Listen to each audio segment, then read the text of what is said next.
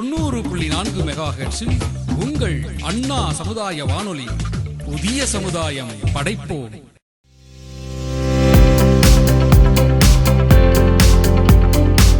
வணக்கம் நேயர்களே, நீங்கள் கேட்டுக்கொண்டிருப்பது அண்ணா சமுதாய வானொலி 90.4 அலைவரிசை.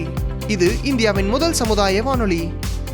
நேயர்களே, இப்போது நீங்கள் கேட்கவிருக்கும் நிகழ்ச்சி மத்திய அரசின் சமூக நீதி மற்றும் அதிகாரமளித்தல் அமைச்சகம், தமிழக அரசின் சமூக நலத்துறை, இந்தியா சமுதாய வானொலி கூட்டமைப்பு மற்றும் நமது அண்ணா சமுதாய வானொலியுடன் இணைந்து வழங்கும் மூத்தோருக்கு முதல் வணக்கம், முதியோர் நலம் பேணுவோம், சமுதாய வளம் காணுவோம்.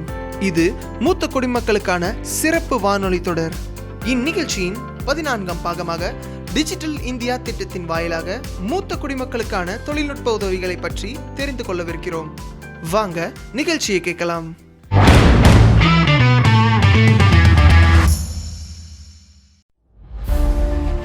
அன்பான அனைத்து நேயர்களையும் நிகழ்ச்சிக்கு வரவேற்கிற நான் உங்க ஆர்ஜே ஃபாஹிரா.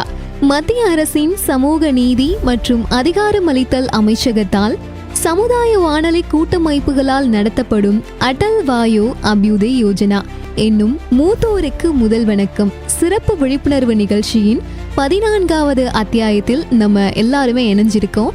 இந்த பதிவு எங்கள் பெரியோர்கள் எங்கள் பெருமை அப்படிங்கிற நோக்கத்தோட நகர இருக்கு.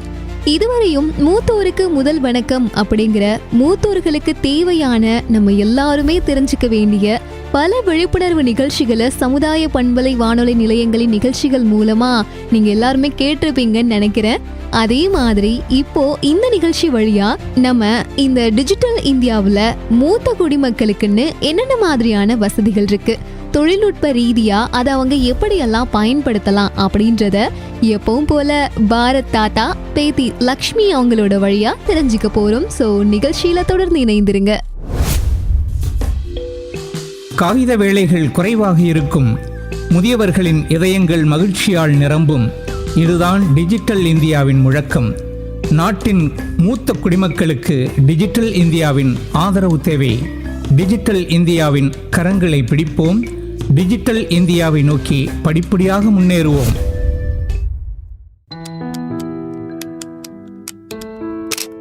அடடா, நான் இதுல ரொம்ப நல்லாவே தெரியுறேன். தாத்தா என்ன பண்ணிட்டு இருக்கீங்க? அப்படி உங்களை செல்ஃபி எடுக்கிறது யாரு? நானும் பாக்குறேன். ஓ, என் செல்ல பேத்தியே வாமா. நான் ரொம்ப பழசுதானே. உங்க நவீனத்தை பத்தியெல்லாம் எனக்கு எப்படி தெரியும்? இதுதான் ஸ்மார்ட் டிஜிட்டல் போனாமே. தாத்தா, இந்த ஸ்மார்ட் போன் உண்மையாவே ஒரு அற்புதமான விஷயம்னு சொல்லலாம். நீங்க வீட்ல உட்கார்ந்துகிட்டே எல்லா வேலைகளையும் உங்களால செய்ய முடியும். ஆமா, இந்த டிஜிட்டல் இந்தியா பத்தி நீங்க கேள்விப்பட்டிருக்கீங்களா இல்லையா? டிஜிட்டல் இந்தியாவா? அதை பத்தி இப்போ நாம ஏன் பேசணும்? தாத்தா, இது ஒன்றும் அவ்வளோ பெரிய மோசமான விஷயம்லாம் இல்லை. டிஜிட்டல் இந்தியாங்கிறது ஒரு அற்புதமான முயற்சி. இன்னைக்கு நம்ம நிகழ்ச்சியிலையுமே இதை பத்தி தான் நிறையவே பேச போறோம். நம்ம நேயர்களுக்கும் தகவல்களை கொஞ்சம் கொஞ்சமா பகிர்ந்துக்க போறோம். ஆனா நம்ம நிகழ்ச்சியை ஸ்டார்ட் பண்றதுக்கு முன்னாடி ரொம்ப நேரமா நீங்க ட்ரை பண்ணிக்கிட்டு இருந்தீங்கல்ல செல்ஃபி எடுக்க, நம்ம ஒரு செல்ஃபி எடுத்துக்கலாமா? இன்றைய அத்தியாயத்துல எங்கள் பெரியோர்கள் எங்கள் பெருமை அப்படிங்கிற சிறப்பு நிகழ்ச்சிக்கு எங்களின் அனைத்து நேயர்களையும் வரவேற்கிறோம்.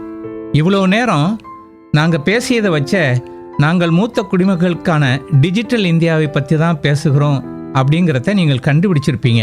நிச்சயமான உண்மை தாத்தா. நம்ம மூத்த குடிமக்களோட வாழ்க்கையை மேம்படுத்துறதுல டிஜிட்டல் இந்தியா ரொம்ப முக்கியமான பங்கு வகிக்குது அப்படிங்கிறத இப்போ நம்ம ஒரு சில விஷயங்களை பகிர்ந்துக்கிறது மூலமா எல்லாருமே தெரிஞ்சுக்கலாம். அதை தொடங்குறதுக்கு முன்னாடி எங்கள் பெரியோர்கள் எங்கள் பெருமை இத பத்தி கொஞ்சம் சொல்லலாமா? இந்த சிறப்பு திட்டம் நம்ம மூத்த குடிமக்களுடைய வாழ்க்கை தரத்தை மேம்படுத்துறதையும் அவங்களையும் சமூகத்தோட ஒருங்கிணைக்கிறதையும் அவங்களோட சுகாதாரம், பாதுகாப்பு, உரிமைகள், சமூக மரியாதை இது பத்தின விழிப்புணர்வை எல்லாம் ஏற்படுத்துறதுக்காக தான் செயல்படுத்தப்பட்டு இருக்கு. அந்த வகையில இன்னைக்கு இத பத்தி இன்னும் நிறைய விஷயங்களை நிகழ்ச்சி மூலமா தொடர்ந்து பேச போறோம்.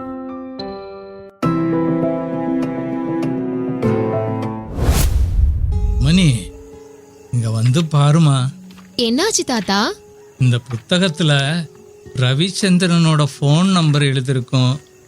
அந்த நம்பரை அப்படியே பார்த்து சொல்லுமா. ஏன் தாத்தா, இந்த நம்பரை கூட உங்களால பார்த்து போட முடியாதா? ரமணி, எனக்கு வயசாயிடுச்சுமா. கண்ணு சரியா தெரிய மாட்டேங்குது. அதனால தான் பார்த்து சொல்ல சொன்னேன். அப்போ கண்ணாடி வாங்கி போட்டுக்கலாம்ல தாத்தா. நான் இருக்கிற வரையும் உங்களுக்கு இந்த நம்பர்லாம் பார்த்து சொல்லுவேன். நான் கிளம்பிட்டேன்னா அப்புறம் வேற யாரு சொல்லுவா? அதுக்கெல்லாம் வசதி இருந்தா நான் ஏமா இப்படி இருக்க போறேன்? தாத்தா ஒன்னும் கவலைப்படாதீங்க. கவர்மெண்ட்ல ராஷ்டிரிய வயோஸ்ரீ யோஜனா அப்படின்னு ஒரு நல்ல திட்டம் இருக்கு.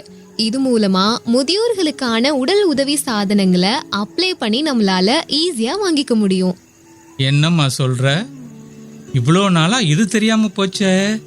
ஆமா தாத்தா, உங்கள மாதிரியே நிறைய பேருக்கு முதியோர்களுக்கான நலத்திட்டங்கள் உதவி எண் பத்தியெல்லாம் தெரியவே மாட்டேங்குது. அதுக்காக தான் ரேடியோல முதியோர்களுக்கான சிறப்பு நிகழ்ச்சிகளை கொடுத்துட்டு இருக்காங்க. அப்படியா? ரொம்ப நல்லதுமா. சரி சரி, நான் இத என் நண்பர்கள் கிட்டையும் பகிர்ந்துக்கிறேன். கண்டிப்பா பகிர்ந்துக்கோங்க தாத்தா. சரி, இப்ப கொடுங்க. ஏதோ நம்பர் போட்டு கேட்டீங்களே.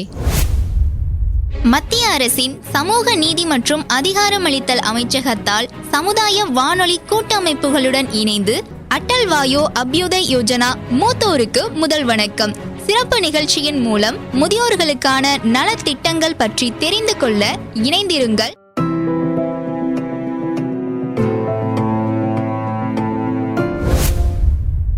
அன்புள்ள நேயர்களே, டிஜிட்டல் இந்தியா அப்படிங்கிறது ஜூலை 2015 இந்திய அரசால தொடங்கப்பட்ட ஒரு லட்சிய தேசிய முயற்சி.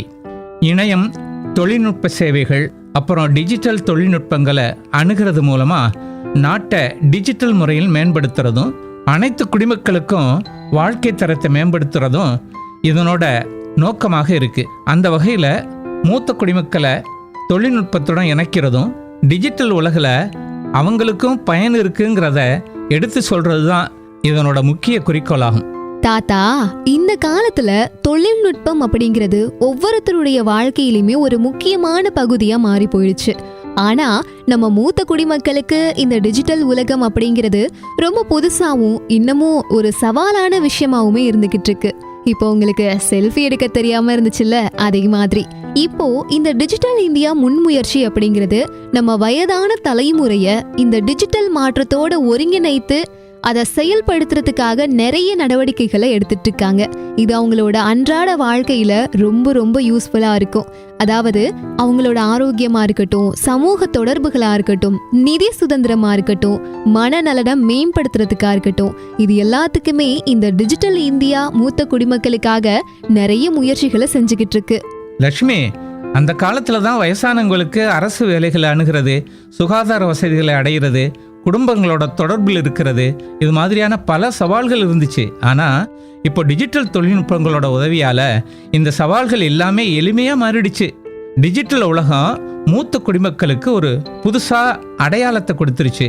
அது மட்டுமல்ல, அவங்க வாழ்க்கையில் பல அம்சங்களில் பல முன்னேற்றங்களையும் கொண்டு வந்திருக்கு. ரொம்ப சரியா சொன்னீங்க தாத்தா. டிஜிட்டல் இந்தியா முன்முயற்சிங்கிறது மூத்த குடிமக்களும் தொழில்நுட்ப உலகத்துக்குள்ள காலடி எடுத்து வைக்கணும் அப்படிங்கிறதுக்கு நிறைய எளிமையான வழிகளை உருவாக்கி கொடுத்துருக்கு. இது அவங்களோட வாழ்க்கை முறையில பல நேர்மறையான மாற்றங்களுக்கு வழிவகுத்து கொடுக்குதுன்னு கூட சொல்லலாம்.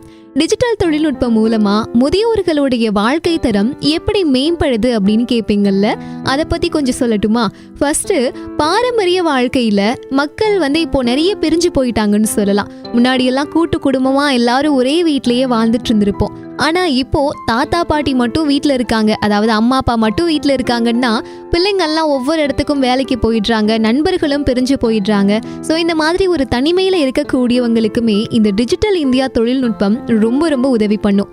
மூத்தோர்கள் தனிமையிலிருந்து மீண்டு வர்றதுக்கு இது ஒரு பெரிய வாய்ப்பாவே அமையும். குறிப்பா குடும்ப உறுப்பினர்கள் தொலை தூரத்துல இருக்கக்கூடிய பட்சத்துல இந்த டிஜிட்டல் தொழில்நுட்பம் மூலமா அவங்களுடைய குடும்பத்தோட இவங்க இணைஞ்சு இருக்கிறதுக்கான ஒரு வாய்ப்பு கிடைக்கும்.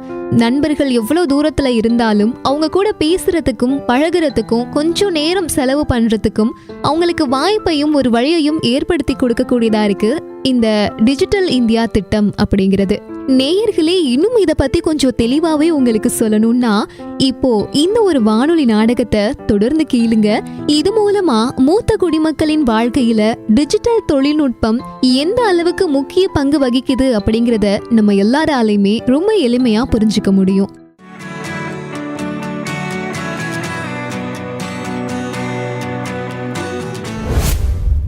தாத்தா தாத்தா இங்க பாருங்க, இந்த ஆப் மூலமா டாக்டர் கூட ஒரு வீடியோ கால் பண்ண போறேன். நீங்க வீட்ல இருந்துட்டே டாக்டர் கிட்ட பேசலாம். சாட்சி உண்மையாவா? நான் கூட வீட்டை விட்டு வெளில போகாமல டாக்டர்கிட்ட பேசலாமா? நான் கூட ஹாஸ்பிட்டலில் போய் நீண்ட வரிசையில் நிற்கணும்னு காத்துக்கிட்டு இருக்கணும்னு நினச்சேன். அப்படிலாம் ஒன்றும் இல்லை தாத்தா. டிஜிட்டல் இந்தியா எல்லாத்தையுமே ரொம்ப எளிமையாக மாற்றிருக்கு. இப்போ நீங்கள் ஒரு ஸ்மார்ட் ஃபோன் மூலமாக உங்களோட எல்லா தேவைகளையுமே பூர்த்தி பண்ணிக்க முடியும். ஓ, இந்த ஸ்மார்ட் போன் உண்மையில் சக்தி வந்ததா? இவ்வளோ திறமைக்க வைக்கிறதுமா? என் காலத்துல எல்லாம் இப்படி எதுவும் இல்லை. நாங்கெல்லாம் உடல்நிலை சரியில்லைன்னா உள்ளூர் வைத்தியில் நேராக போய் சந்திப்போம். இப்போல்லாம் காலம் மாறி போச்சு. நிச்சயமா தாத்தா, எல்லாத்துக்குமே இந்த டிஜிட்டல் இந்தியா தான் காரணம். பாருங்க, இந்த லிங்கை கிளிக் பண்ணீங்கன்னா டைரக்டா டாக்டர் கிட்ட பேசலாம். சாட்சி, இந்த ஸ்மார்ட் போனில் நான் சரியான பொத்தான அழுத்திடுவேனா? கவலைப்படாதீங்க தாத்தா, அப்படிலாம் ஒன்றும் ஆகாது. நீங்க பொறுமையா இருங்க. டாக்டர் இப்போ லிங்க்ல சேர போறாங்க.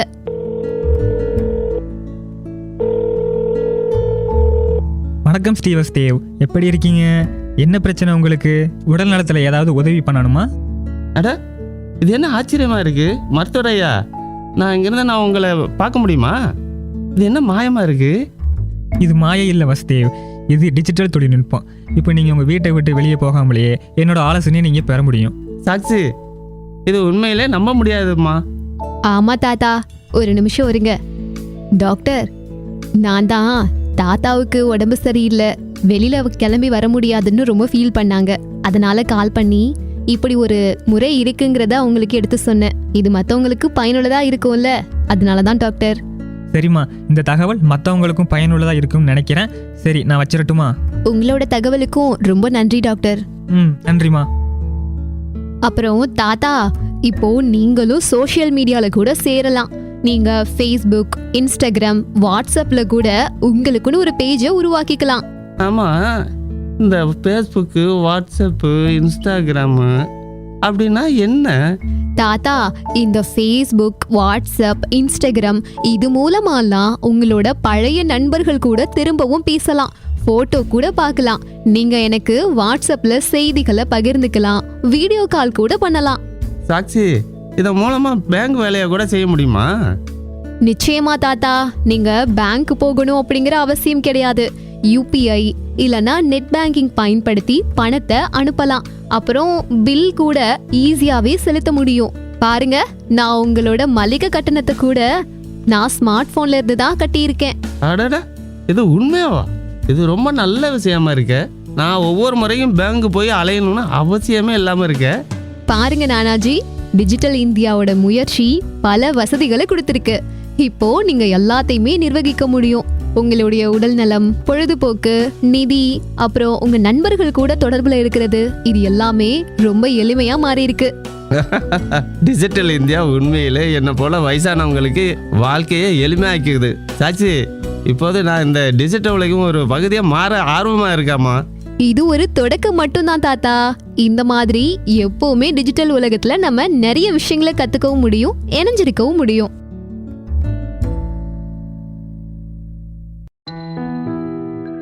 பாத்தீங்களா தாத்தா, சாக்ஷியுடைய தாத்தா கூட டிஜிட்டல் மீடியாவில் ஜாயின் பண்ண ரெடியா இருக்காங்க. நீங்க எப்போ ஜாயின் பண்ண போறீங்க? இந்த நிகழ்ச்சி முடிஞ்ச உடனே என் இன்ஸ்டாகிராம் கணக்கை விரைவில் உருவாக்குவேன். அங்கதான் நிறைய வீடியோகள், தகவல்கள்லாம் இருக்கிறதா கேள்விப்பட்டேன். பரவாயில்ல தாத்தா, சரியா கவனிச்சிருக்கீங்கன்னு நினைக்கிறேன். அதான் உடனே ஓபன் பண்றேன்னு சொல்றீங்க. அப்புறம் இன்னொரு விஷயம் தாத்தா, நம்மளோட வானொலியில மகா கும்பத்தை பத்தி கூட நிறைய தகவல் இருக்கு. அந்த ஆடியோக்களையும் நான் ஒளிபரப்புறேன், அப்படியே கேளுங்களேன். 12 ஆண்டுக்கு ஒரு முறை மட்டுமே வரும் கும்பமேளாவிற்கு போக யாருக்கு தான் மனசு வராது? அப்போ மூத்த குடிமக்களும் இந்த கும்பமேளாவில் கலந்துக்கு தானே விரும்புவாங்க. கும்பமேளாவிற்கு வருகை புரியும் மூத்த குடிமக்களுக்கு என்று சில ஆலோசனைகளையும் விதிமுறைகளையும் மத்திய அரசு வழங்கியிருக்கு. மூத்த குடிமக்களுக்கு என்று கும்பமேளாவில் ஸ்டால் அமைக்கப்பட்டிருக்கும். அந்த ஸ்டாலில் முதியோர்கள் தொடர்பில் இருக்க வேண்டும். முதியோர்கள் அவர்களின் அடையாள அட்டைகளை வைத்திருக்க வேண்டும். யாத்திரை செய்யும் முதியோர்கள் குளிர் மற்றும் வெயிலில் இருந்து காப்பாற்றிக் கொள்ள குடை, சொட்டர் ஆகியவற்றை பயன்படுத்த வேண்டும். அடிக்கடி தண்ணீர் குடிக்க வேண்டும். மெடிக்கல் ரிப்போர்ட்ஸ் வைத்திருப்பது நல்லது. கூட்டத்தில் சிக்கிக்கொள்ளாமலும் பாதுகாப்பாக இருக்க வேண்டும். வீல் சேர் போன்ற பாதுகாப்பு சாதனங்களை பயன்படுத்தலாம். தொலைபேசியை கையில் வைத்திருக்க வேண்டும். மத்திய அரசின் சார்பாக அனைவருக்கும் மகா கும்பமேளா நல்வாழ்த்துக்கள். லட்சுமி, ஒன்று மட்டும் நிச்சயம், டிஜிட்டல் இந்தியாவால் வயசானவங்களுக்கு வீடியோ அழைப்பு மற்றும் ஃபேஸ்புக்கு, வாட்ஸ்அப்பு, இன்ஸ்டாகிராம் இது மாதிரியான சமூக ஊடகத்தலங்கள் மூலமாக தங்கள் அன்புக்குரியவர்களோட தொடர்ந்து இணைஞ்சிருக்கிறது ரொம்பவும் சுலபமாயிடுச்சு. அவங்களோட குழந்தைகள், பேரக்குழந்தைகள், நண்பர்களோட வீடியோ அழைப்புகளில் பேசலாம். அப்புறம் ஃபோட்டோ, வீடியோ, செய்திகள் மூலமாக சமூக விஷயங்களை பங்கேற்கலாம். சரியா சொன்னீங்க தாத்தா. ஆனா இது மட்டும் கிடையாது, இதுல இன்னுமே நிறைய விஷயங்கள் இருக்கு. இப்போ ஒரு சோஷியல் மீடியா பேஜ் மூலமா உங்களுக்கு ஆல்ரெடி நிறைய நண்பர்களும் இருப்பாங்க. புதுசா நிறைய நண்பர்களையும் உங்களால உருவாக்கிக்க முடியும். ஆன்லைன் மன்றங்கள் நடத்த முடியும். ஃபேஸ்புக்ல உங்களுக்குன்னு ஒரு குழுக்களை உருவாக்கிக்க முடியும். இது மூலமா சமூகத்துல நீங்க ஆக்டிவா இருப்பீங்க. இது மட்டும் கிடையாது, இனிமே உங்க தனிமையும் குறைஞ்சு மனதளவுலையும் ஆரோக்கியமா ஃபீல் பண்ண முடியும். இந்த டிஜிட்டல் இந்தியா மூலமா இது தவிர மற்ற சேவைகளும் இருக்குதானே லட்சுமி? நிச்சயமா தாத்தா. சுகாதார சேவையில கூட டிஜிட்டல் மயமாக்கல் வயசானவங்களுக்கு பல நன்மைகளை உருவாக்கி கொடுத்திருக்கு. உதாரணத்துக்கு, உடல் ரீதியா அவங்களுக்கு ஏதாவது ஒரு பிரச்சனைன்னு வைங்களேன், உடனே நம்ம ஹாஸ்பிட்டலுக்கு போகணும்ல.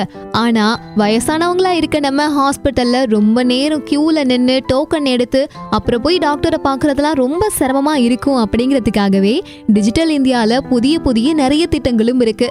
டெலிமெடிஷன் அல்லது ஆன்லைன் மருத்துவ ஆலோசனைகள்னு சொல்லுவாங்க. அதாவது மருத்துவர்கள் கிட்ட நம்ம வீட்டிலேயே இருந்துகிட்டு மருத்துவ ஆலோசனைகளை வாங்கிக்க முடியும். மருத்துவ அறிக்கைகள், அதாவது மருத்துவ சீட்டு ஏதாவது இருந்துச்சுன்னா மருத்துவர்களுக்கு அதை ஆன்லைன்லயே அனுப்பிக்கலாம். அவங்க என்ன சொல்றாங்க, என்ன பண்ணணும்னு சொல்றாங்க, இது எல்லாத்தையுமே ஆன்லைன்ல இருந்தே நம்ம கேட்டு தெரிஞ்சுக்கலாம்.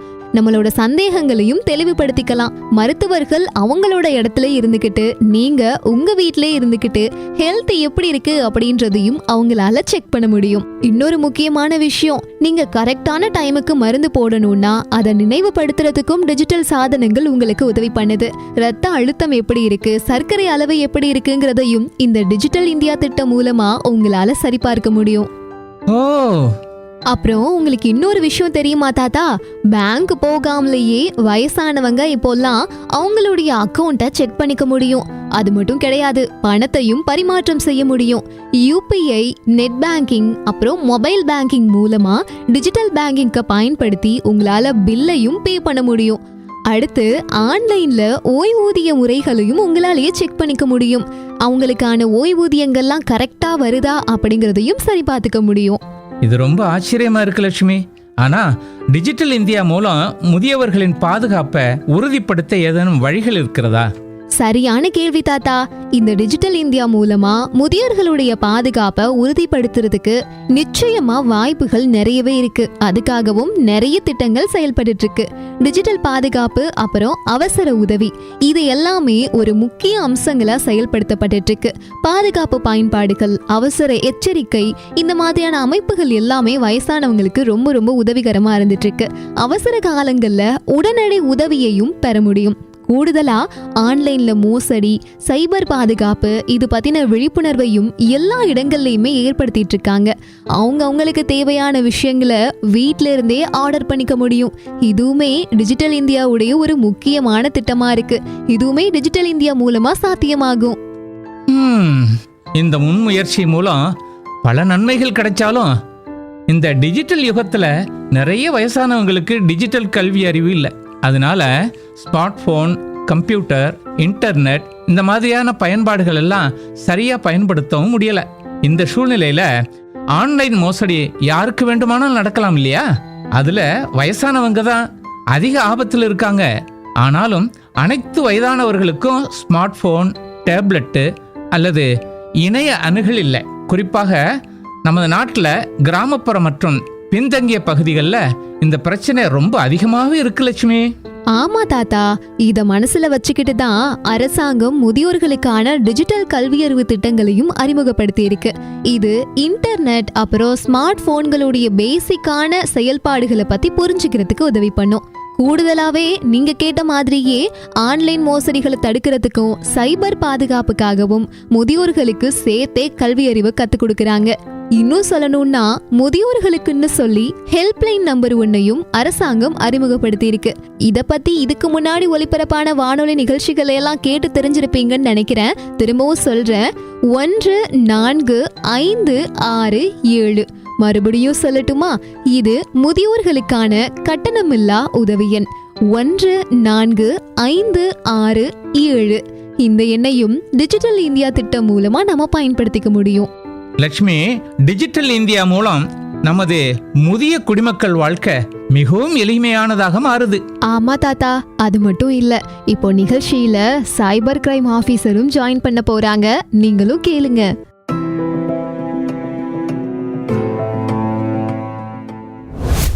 இன்னைக்கு நம்ம நிகழ்ச்சியில ஸ்பெஷலா மூத்த குடிமக்களுக்கான பாதுகாப்பை உறுதி செய்யக்கூடிய வகையில நிகழ்ச்சியில இணைந்திருக்காங்க தேசிய இணையவெளி பாதுகாப்பு மற்றும் ஆராய்ச்சி தலைவர் அசோகன் கணபதி அவர்கள். வாழ்த்துக்கள் சார். உங்களை பத்தி அறிமுகப்படுத்திக்கோங்க. என்னோட பேர் அசோகன் கணபதி.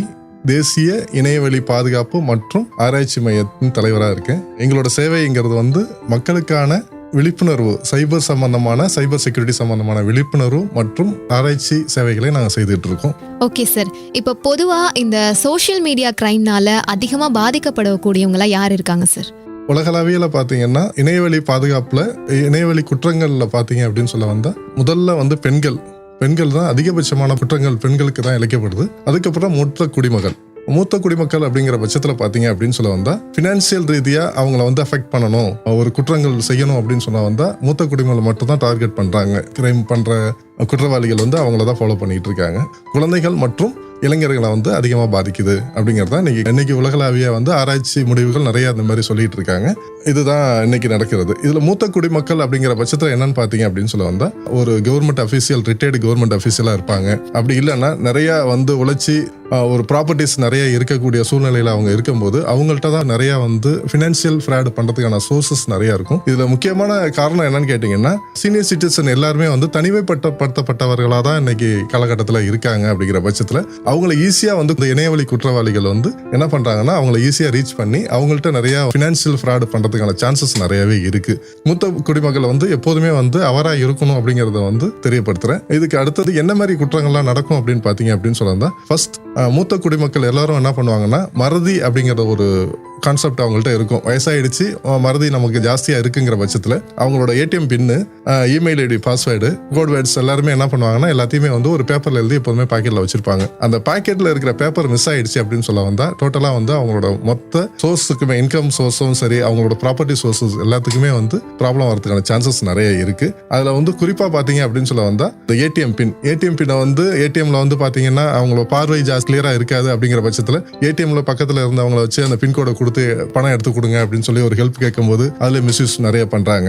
அதுக்கப்புறம் பாத்தீங்க அப்படின்னு சொல்ல வந்தா இமெயில் ஐடி, அவங்களுக்கு அபிஷியலா சில இமெயில் ஐடி பேங்க்ல இருந்து வர ஸ்டேட்மெண்ட்ஸ் எல்லாம் எடுக்கிறதுக்கோ இல்ல ஆதார் கார்டு டவுன்லோட் பண்றதுக்கோ இந்த மாதிரி எல்லாம் சில நேரங்கள்ல அடுத்த ஒரு பக்கத்துல இருக்கிறவங்களோட ஹெல்ப் தேடும் போது பக்கத்துல உள்ளவங்க நம்பிக்கையானவர்களா இருக்கிறாங்களா அப்படிங்கறத முதல்ல உறுதி செஞ்சுக்கணும். உறுதி செய்யாத பட்சத்துல கண்டிப்பா ஏமாறதுக்கான சான்சஸ் நிறைய இருக்காங்க. மூத்த குடிமக்கள் எப்போதுமே சரி அரசு அங்கீகரிக்கப்படாத இ சேவை மையம், பொது சேவை மையம் எல்லாம் இருக்கு இல்லையா, அங்க அரசு அங்கீகரிக்கப்படாத மையங்களை போய் அவங்க எந்த விதமான உதவியும் நடக்கூடாது. மொத்த குடிமக்களோட எப்போதுமே சரி அவங்களோட தனிமையை முதல்ல தவிர்க்கணும். அதே போல ஒரு நம்பகமான ஒருத்தரை எப்போதுமே கையில வச்சுக்கணும். எந்த ஒரு சைபர் குற்றங்கள் நடந்தாலும் இமிடியேட்டா அவங்கள்ட்ட கூட இருக்கிறவங்கள்ட்ட தெளிவா அவங்க சொல்லி இன்ஃபார்ம் பண்ணிடணும். அவங்க மனசுக்குள்ளே வச்சுக்கிட்டு இருந்தாலும் எதுவுமே நடக்காது. அவங்க இமிடியேட்டா கூட இருக்கிறவங்கள்ட்ட பகிர்ந்துக்கணும் அப்படிங்கறத என்னோட அறிவுரையா நான் சொல்லிக்கிறேன். இப்போ சோஷியல் மீடியா கிரைம்னால அதிகமா மூத்த குடிமக்கள் பாதிக்கப்படுறாங்கன்னு சொன்னீங்க இல்லையா, அவங்கள பாதுகாக்கிறதுக்குன்னு சொல்லி ஏதாவது நடவடிக்கைகள் இப்போ செயல்பாட்டுல இருந்துட்டு இருக்கா சார்?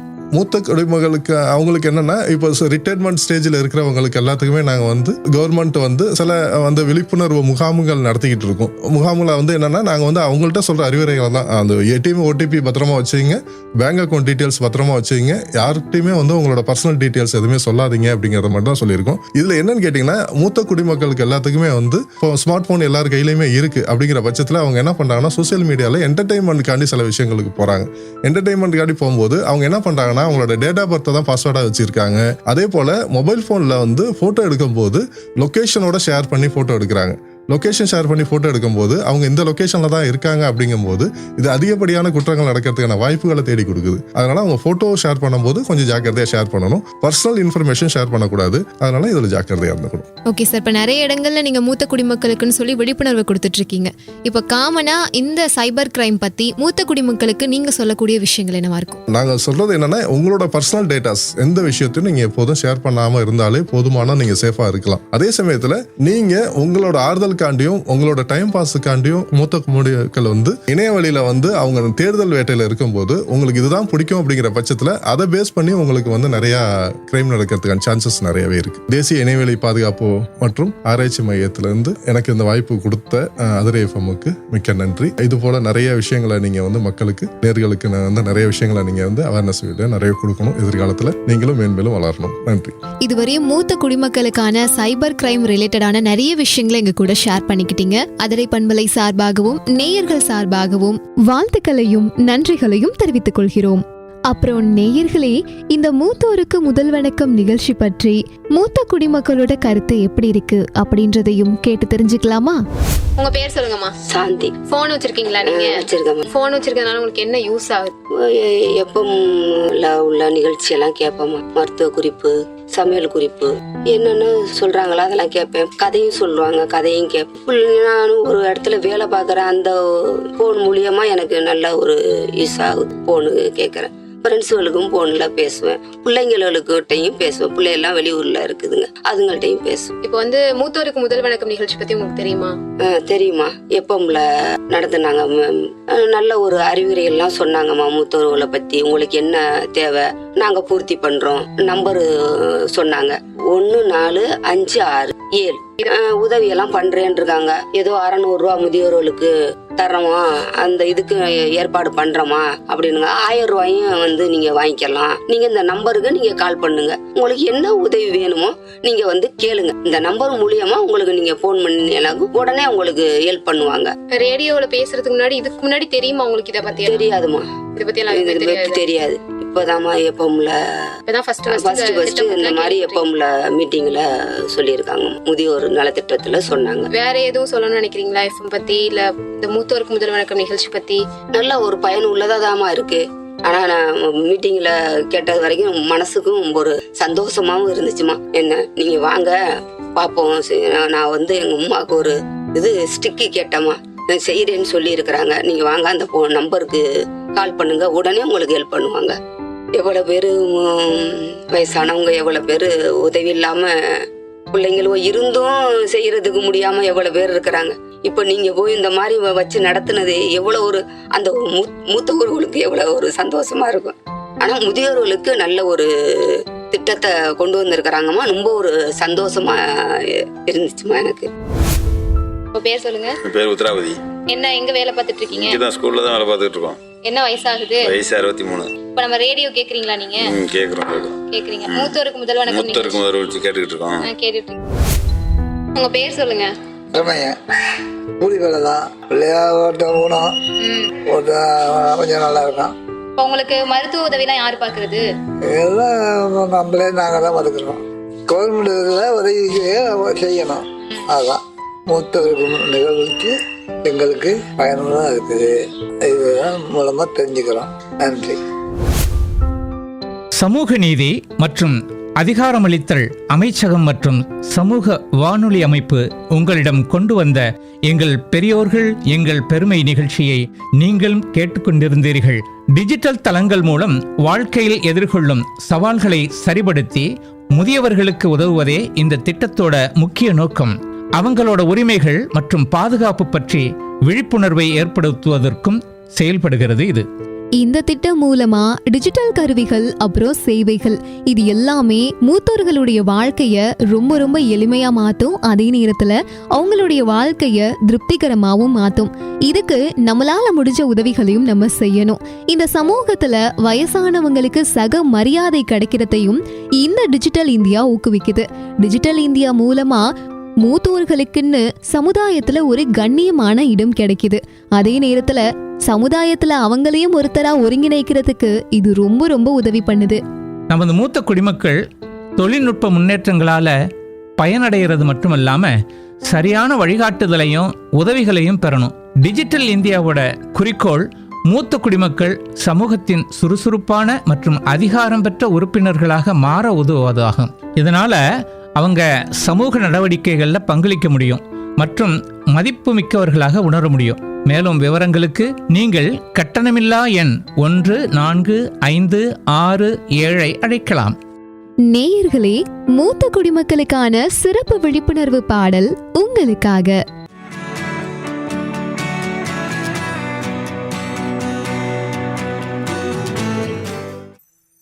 மூத்தோர் சொல்ல மதிச்சு நடந்தா குடும்பம் அழகாக மாறும். அவங்க மனசார வாழ்த்தும் போது வாழ்க்கை செழிப்பாக ஓங்கும். பார்க்கத்தான் அவங்க கொஞ்சம் சோர்வாக இருப்பாங்க. பஞ்சம் பசி பட்டினி எல்லாம் பார்க்காம உழைச்சவங்க மூத்தோர் சொல்ல மதிச்சு நடந்தா குடும்பம் அழகாக மாறும். அவங்க மனசார வாழ்த்தும் போது வாழ்க்கை செழிப்பாக ஓங்கும். பாடுபட்டு சேர்த்த பணம் பங்கு போட்டு கொடுப்பாங்க. பேர பிள்ளைகளை தோளில் போட்டு சுமப்பாங்க.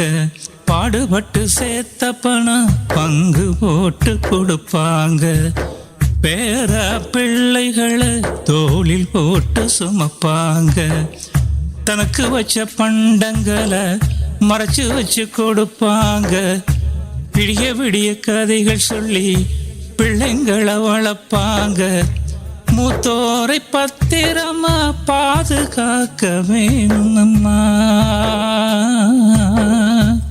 தனித்து விட்டு விட்டு தவிக்காமே பார்த்துக்கம்மா. மூத்தோர் சொல்ல மதிச்சு நடந்தா குடும்பம் அழகாக மாறும். அவங்க மனசார வாழ்த்தும் போது வாழ்க்கை செழிப்பாக ஓங்கும். பார்க்கத்தான் அவங்க கொஞ்சம் சோர்வாக இருப்பாங்க.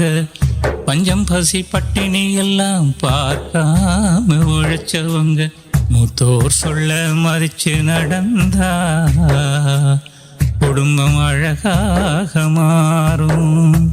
அவங்க மனசார வாழ்த்தும் போது வாழ்க்கை செழிப்பாக ஓங்கும். நேயர்களே, இன்னைக்கு நம்மளோட இந்த மூத்தோருக்கு முதல் வணக்கம் நிகழ்ச்சியின் 14வது அத்தியாயத்துல டிஜிட்டல் இந்தியாவில் மூத்த குடிமக்களுக்கு என்ன மாதிரியான பயன்பாடுகள் இருக்கு, அதை அவங்க எப்படி பயன்படுத்திக்கலாம் அப்படின்ற நிறைய தகவல்கள் பத்தி நானும் என்னோட பாரத் தாத்தாவும் பேசினோம். இது பத்தின நிறைய விஷயங்கள் உங்களுக்கு பயனுள்ளதா இருந்திருக்கும் அப்படின்னு நினைக்கிறேன்.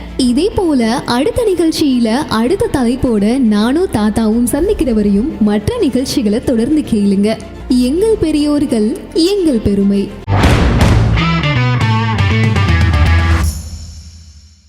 நேயர்களே, இதுவரை நீங்கள் கேட்டது மத்திய அரசின் சமூக நீதி மற்றும் அதிகாரமளித்தல் அமைச்சகம், தமிழக அரசின் சமூக நலத்துறை, இந்திய சமுதாய வானொலி கூட்டமைப்பு மற்றும் நமது அண்ணா சமுதாய வானொலியுடன் இணைந்து வழங்கிய மூத்தோருக்கு முதல் வணக்கம், மூத்த குடிமக்களுக்கான சிறப்பு வானொலி தொடர் நிகழ்ச்சியின் 14ஆம் பாகம்.